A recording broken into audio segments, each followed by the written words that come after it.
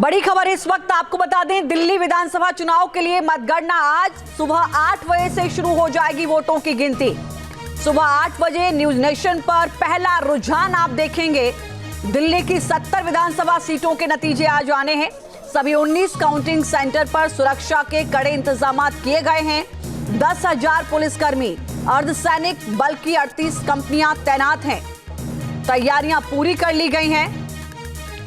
8 बजे से नतीजे आने शुरू हो जाएंगे। बस चंद घंटों का, आप कह सकते हैं 1.5 घंटे का इंतजार बाकी है। और ये काउंटिंग सेंटर की तस्वीरें भी इस वक्त हम आपको दिखा रहे हैं, जहां थोड़ी देर में आप देखेंगे एजेंट का पहुंचना भी शुरू हो जाएगा। काउंटिंग सेंटर से तस्वीरें इस वक्त हम आपको दिखा रहे हैं। करोलबाग विधानसभा सीट से बीजेपी उम्मीदवार दुष्यंत कुमार गौतम ने क्या कुछ कहा है काउंटिंग से पहले, वो आपको सुनाते हैं। वो झंडेवालन मंदिर पहुंचे, पूजा अर्चना की।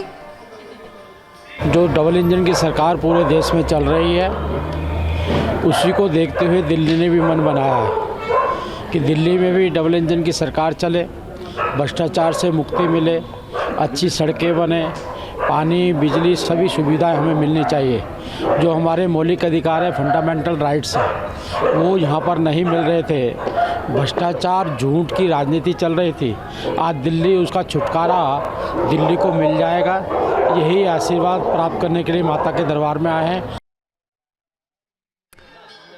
हर पार्टी के अपने अपने दावे हैं। आप सुन रहे थे करोलबाग से उम्मीदवार भारतीय जनता पार्टी की ओर से पहले मंदिर पहुंचे, पूजा अर्चना की और कहा कि इस बार झूठ से दिल्ली को निजात मिलेगी। और नई दिल्ली से कांग्रेस के उम्मीदवार संदीप दीक्षित क्या कुछ कह रहे हैं, वो भी आपको सुनवाते हैं। जो भी जीते वो दिल्ली की सेवा करे, नई दिल्ली की सेवा करे। चुनाव आयोग की प्रक्रिया पर या आप कुछ नहीं, अभी आज तो काउंटिंग करने दीजिए, पता करें कौन जीतता है। सबको शुभकामनाएं। अरविंद केजरीवाल आज आप मत दे पाएंगे उनको? देखते हैं, अब आप 2 घंटे में पता चल जाएगा।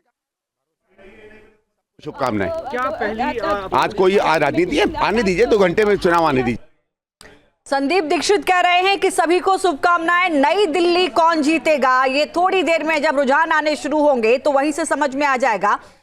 नंद नगरी से हरीश झा और अक्षरधाम से अमित चौधरी हमारे साथ जुड़े हैं। हरीश, सबके अपने अपने दावे हैं, 1.5 घंटे का वक्त बचा है, रुझान आने शुरू हो जाएंगे। लेकिन चूंकि नई दिल्ली से संदीप दीक्षित अभी बयान दे रहे थे, नई दिल्ली वो सीट है जिसने 6 बार यहां से मुख्यमंत्री दिया।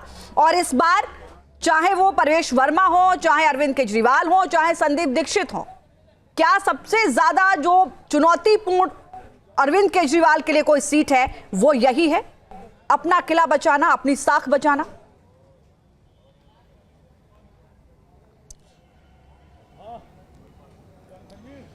जी देखिए, बिल्कुल अगर हम नई दिल्ली सीट की बात करें तो त्रिकोणीय मुकाबला जो है वो इस वक्त नजर आता है। अगर हम बात करें अरविंद केजरीवाल और इसके साथ साथ संदीप दीक्षित कांग्रेस से और परवेश वर्मा भाजपा से। आपको याद होगा जब 2020 में जब चुनाव हुआ था तो अरविंद केजरीवाल के सामने जो कांग्रेस उम्मीदवार थे उनको 3-3.5 हजार वोट करीब मिले थे।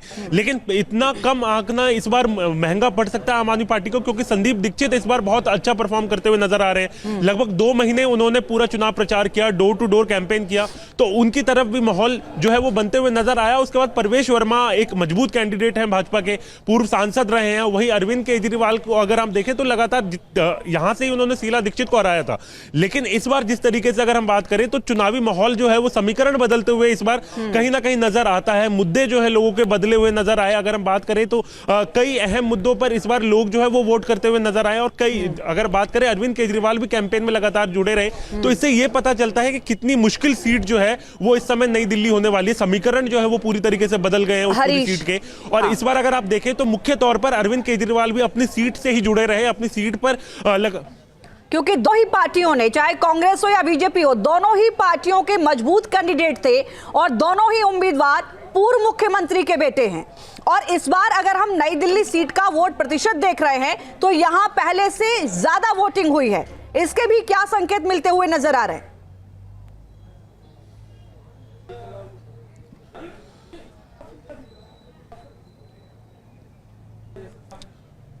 जी देखिए बिल्कुल, अगर हम बात करें कि जब वोटिंग परसेंटेज, अगर आमतौर पर कहा जाता है अगर वोटिंग परसेंटेज अगर कहीं बढ़ा है तो वहां पे एंटी इनकम्बेंसी जो है एक बहुत बड़ा मुद्दा जो है वो रह सकता है। और अगर इस बार अगर हम बात करें तो देखिए परवेश वर्मा लगातार चुनाव प्रचार में जुड़े हुए थे, भाजपा के तमाम बड़े नेता वहां पर पहुंचे, वहां पर भाजपा के बड़े नेताओं का भी समर्थन जो है परवेश वर्मा को मिला। और वहीं अगर हम संदीप दीक्षित की बात करें तो बीते 2 महीनों में अगर उस सीट पर सबसे ज्यादा किसी ने चुनाव प्रचार किया है तो संदीप दीक्षित ने किया है।